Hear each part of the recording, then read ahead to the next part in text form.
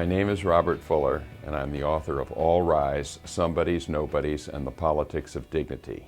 Somebodies are people whose dignity is secure. Nobodies are people whose dignity is insecure or even under attack.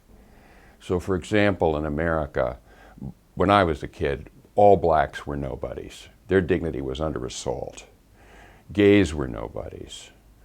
Women, people with disabilities, old people, they were groups of nobodies, and it was legitimate to demean them. And then things changed in the 60s and 70s, and we ceased to feel it was okay to make fun of people according to the group they were in.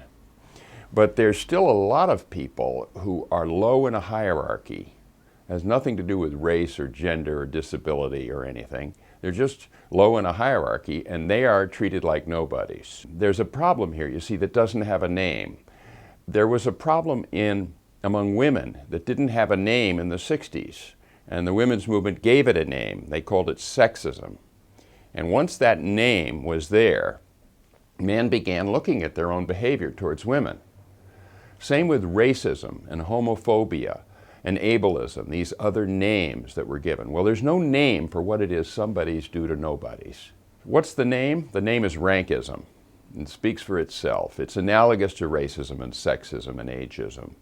But it's what somebodies are free to do to nobodies. It matters because organizations that tolerate rankism are inefficient, unproductive. They don't make as much money as organizations that are dignitarian. Companies that are rankist are just like companies that used to be racist. You've got a whole subgroup, the victims of rankism, who are secretly in rebellion against you.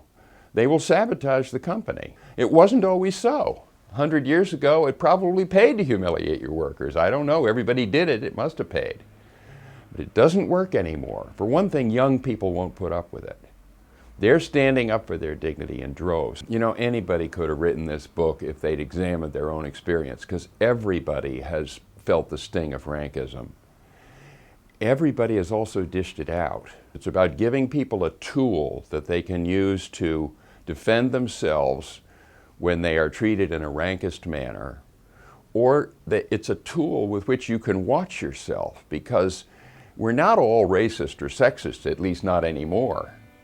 But most all of us are still rankist.